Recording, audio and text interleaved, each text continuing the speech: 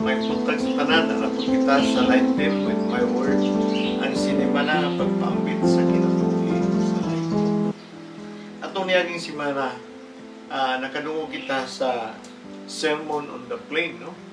Dili Sermon on the Mount kay kan Mateo man tong Sermon on the Mount nga nagwari siya diha sa bungtod, no? Kaniniya pare-pareha siya og pare-pareha siya og kanana ang ato ang kanana ang mensahe upat ka kanana ang gitawag nato nga pagkabulahan sa tao o upat pod nga pagkaalaot nga iyahang hisgutan sa ato nga bulahan o kanang warning, no? O sa katapusan siyang bulahan o warning nga hisgutan niya sa ato sa versikulo 23 siya hinumdumi nga ang katigulangan nila nagbuhat ana sa mga propeta kay nga naman ilang giday ug maayo ang propeta ang mensahe sa Ginoo apan wala nila buhatan hantod nga kay di man nila gyud mabuhat nan ilahan na lang ipatay ang mga propeta, no? Mao nang madungog nato diri kang Hesus nga dili gyud nato ato ang pag-awayon, no? Mahimo man natong kanana ang kontra usahay ang ato ang mga tao nga naghatag nato og kamatuoran apan usab pod na po yung mga tao nga nakontrahan po nato kay sila nagbuhat og dili maayo kanato, no? Nakapahasol sa ato ang kinabuhi. So, brothers and sisters, sa Ebanghelyo ni San Lucas nga mo yatong hisgutan, mo yatong pagka-tanaw nato karon, paminaw nato karon. Diri sa versikulo 27 hangtod sa 38, naghatag ka nato kung saan nato paghigugma sa mga kaaway nato, no? Sa versikulo 27 yung siya sultihan ta mo nga nakadungog nako higugmaa ang inyong mga kaaway, ayuhag tagad ang naligot-got ninyo, no? Si Jesus nag-istorya kanato mga katawhan, mga anak niya diha sa bunyag, no? O usa diha sa iyang community, diha sa usa ka simbahan. Kani nga kuan gihisgot niya, brothers and sisters, mo kani ang dito sa versikulo 22, no? Sa atong niaging kanana ang Ebanghelyo ni San Lucas gihapon, mo gihapon nato nga Ebanghelyo kani ni San Lucas.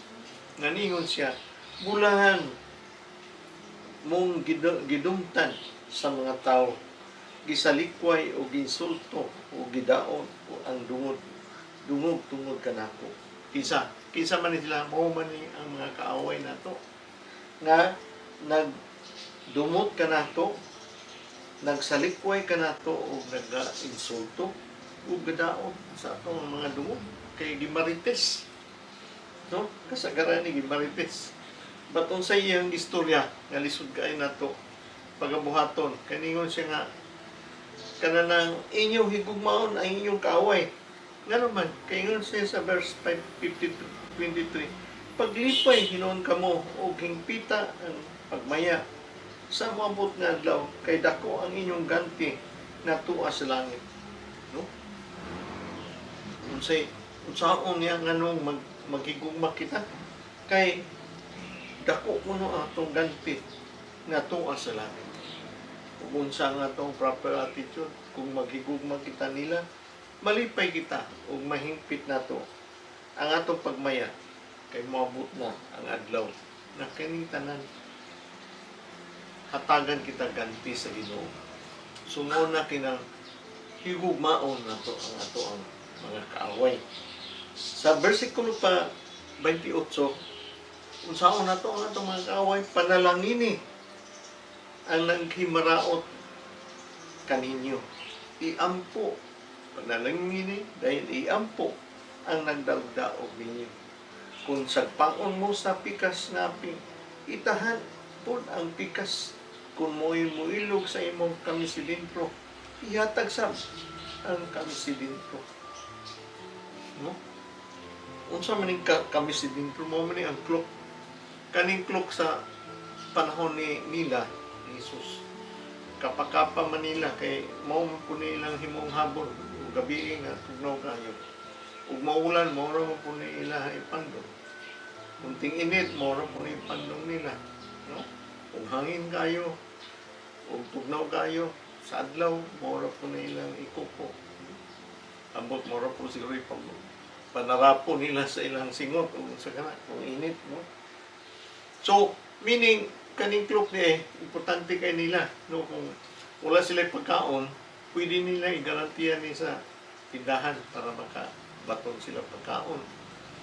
But ang tindahan po, maproblemahan po kay sa balaod ni Moises sa Torah, kinahanglan po iuli po ni sa kanana ang di makabayad sila ng adlaw, iuli po yun bisa di makabayad dito sa hintungdan. Kaya nga naman, importante kayo ni ang clock.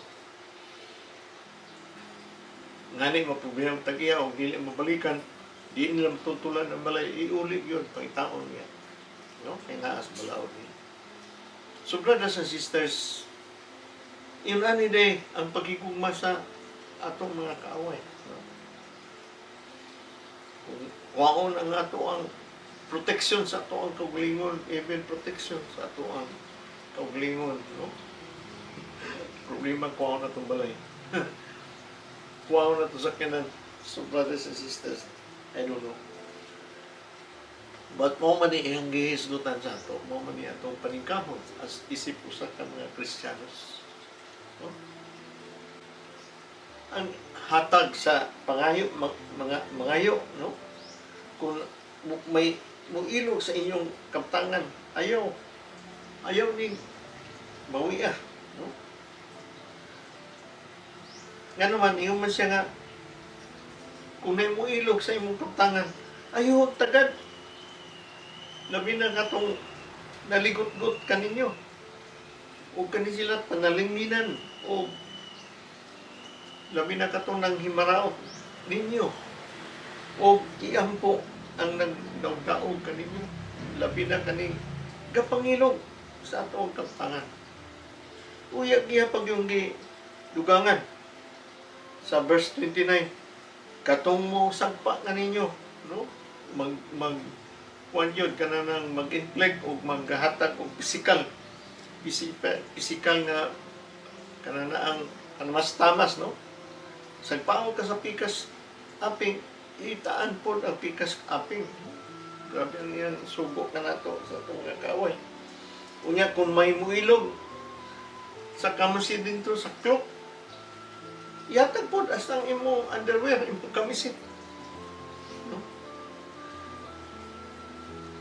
Kung may muilog sa inyong kaptangan, ayaw na bawian. Di na ko nang bawion. So brothers and sisters, buhatan sa uban ang buot ninyong nga ilang ibalos. No?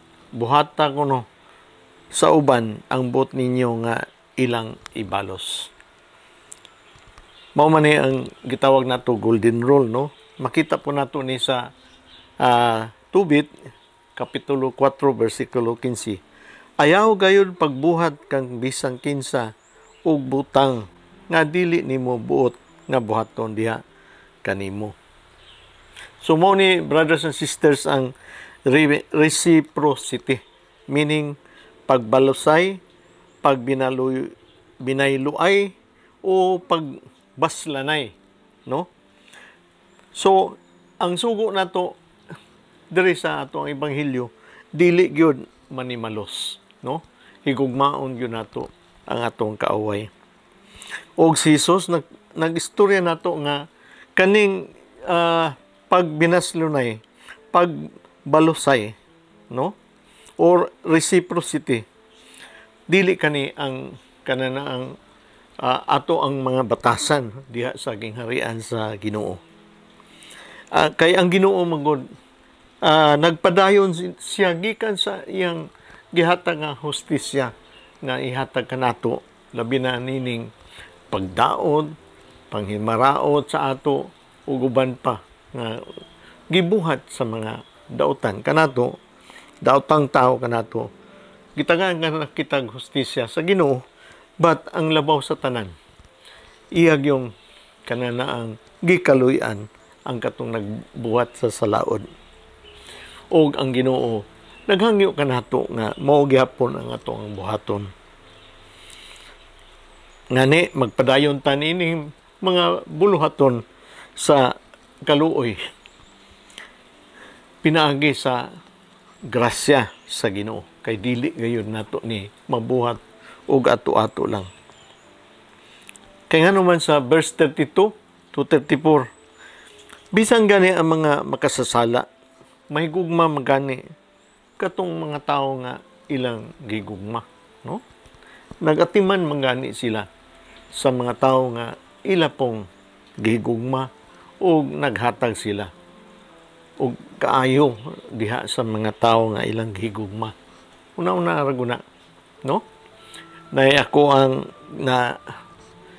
sagop nga istorya nga usa ka kanang porter ba, kanang trabahador o kanang gatrabaho diha sa pantalan, gikuutan niya usa ka tiguang, no? Gipungutan siya nganong gikuutan man nimo ang usa ka tiguang human siya nadakop sa kapulisan.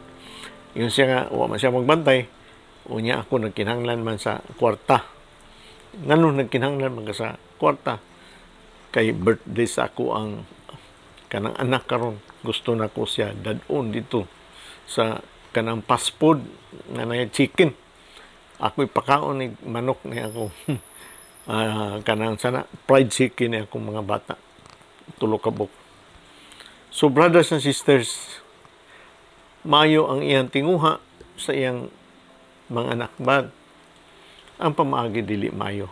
Bagmo ni siya, ang daotan tao, nagbuhat gani og maayo sa iyang kanang isig katao sa iyang mga anak, sa iyang pamilya, no? So makita man nato ni sa kanana ang bersikulo 32, 33 anto sa 34, no? Mayon siya nga, kung nagmahal ka sa nahigugma rapod nimo, unsay nakabililhon ini, no? Ngani gimahal sa makasasala ang nagmahal nila. Sa versicle 3:33, kung nagbuhat mog maayo sa nagbuhat sa ingon, unsay nakabililhon niini?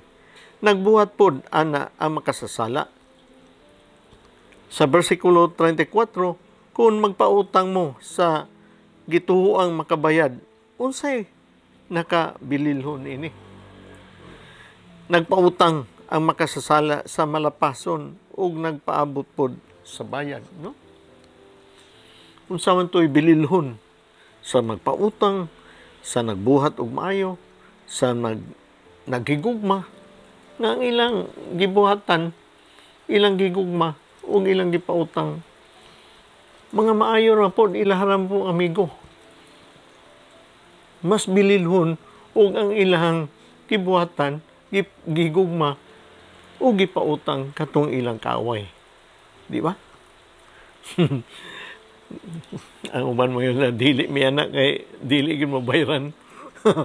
Ang amo ang gipautang sa mong kaaway. Of course, but mao man ni gimbutan sa Ginoo. Kay naa kunoy bili. Naay bili sa imong pagigugma. Naay bili sa imong ginabuhat. O imong generosity. Kaayo nimo sa paambit diha sa imong bandi diha sa mga tao na kinahanglan. Daw bigay kaaway man nimo, no? So, unsa man ay nato pag-apply nining grasya nga gihatag sa Ginoo kanato sa ating mga tao nga dili angayan nato higugmaon apan gingon sa Ginoo nga higugmaon ninyo ang kaning mga kaaway ninyo, no? Muna makita nato sa versikulo 35, mahala ninyo, hinuon ninyo ang inyong kaaway, pagbuhat ug maayo, pahulama ug walay ikabayad, sa ingon gantihan mo dako ug maanak mo sa labing halangdon, kay naluoy gani siya sa walay batasan ug dautan, no? maanak kita kuno. Kaya naman anak na biyatan niya sa bunyag, sa ato ang sakramento sa bunyag. But maanak, matinuod gayud ikaw nga anak. Kay kinsa man kini mga tawhanan nga nganong ipahigugma mo gyud sa Ginoo. Kay kini man ang mga brothers and sisters nato kauban nato sa binunyagan nga mga katawhan sa Dios. Usa sa ihang gingharian diha sa community nato diha sa ato ang simbahan. No? So brothers and sisters, yun siya nga tagaan kayod kamo, gantihan kayod kamo, no? Kaya ang Ginoo higugma ining mga walay batasan o mga daotang tao nga inyo ra mo mga igsuon, no? Magmanggiloyon mo sama sa inyong amahan, mga manggiloyon, be merciful kuno sama sa inyong amahan nga manggiloyon. Yun siya, maluluyon ka mo sa inyong igsuon nga wa makasabot, no? Mo bitaw hindi mo bayad kay wa kasabot unsay utang. Mo bitaw na marites sa imo nga ikaw pa'y nagtabang, ikaw pa'y gimarites, may wa gyud, no? Mo bitaw na walay batasan, kisa may mutudlo nila, kisa may mo pa muhatag sila ihimplo, muhatag sila o kanana ang pagtudlo nini, no? Then gawas sa kananang manghiloyon, ayaw paghukom aron dili mo hukman, ayaw pagtunglo ni bisig kinsa aron dili ka tunglohon, pasaylo ang uban ug pasayloon pod mo, panghatag og hatagan mo, makadawat mo sa igog takos, dakson pa, pawason pa gani, nga ibubo niya sa inyong sabakan, kay ang taksanan sa inyong paghatag maupod ang taksanan sa inyong madawat, no? Ayaw paghukom kay aron dili ikaw man mobita ng dili mo bayad, ingnon nimo, tunglohon nimo, di na gyud ko di na gyud ka kanang malampuson sa imong tingwa kay palautang ka di kang bayad.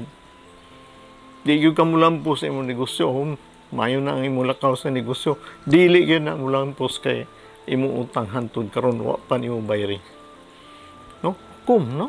Paghukom imong isig ka tawo, dili magkita Ginoo, dili magkita ang amahan, no? Ang amahan manggiloyon o dili maghukom kanila, pasayloon nimo sila kay wa sigud sila, no? Wala gyud may balo sa ilahang kanana ang obligasyon o ilahang utang o ilahang angayan nga buhaton diri kanato, dili kita dauton nila, no?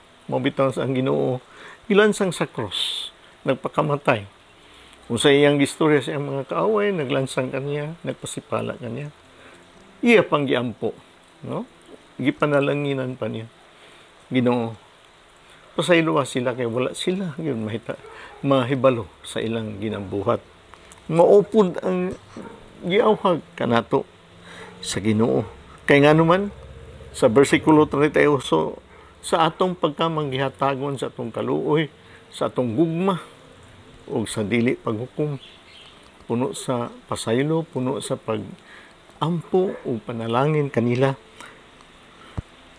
hatagan kita o kanang ganti nga ang atong ganti kuno mooy taksanan sa atong paghatag, sa atong pagkamaayo, pagkamaghatagon, sa atong pagpasaylo diha sa mga brothers and sisters nato, mga dautan ug nagdaot ka nato, no?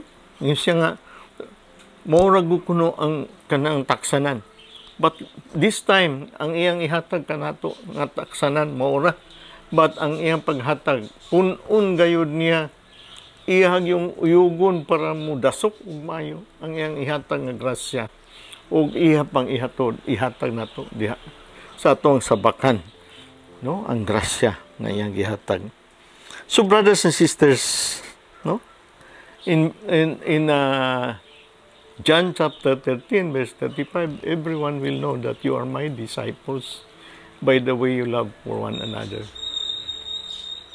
tanan makahibalo nga kamo mga disipulo nako, mga katawhan sa Ginoo nga naghigugmaay sa inyong ipakita diha sa usa ka komunidad.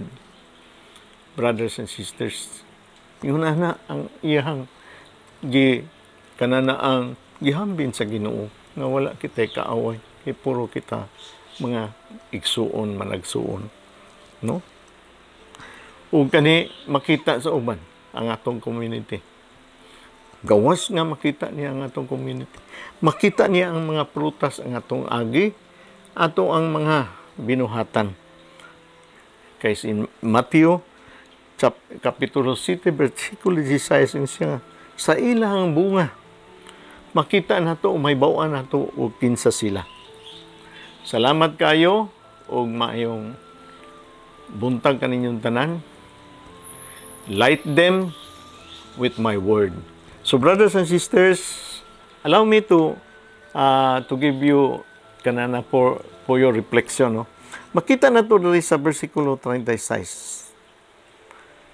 Pag manggiluyon mo sama sa inyong amahan nga manggiluyon. No?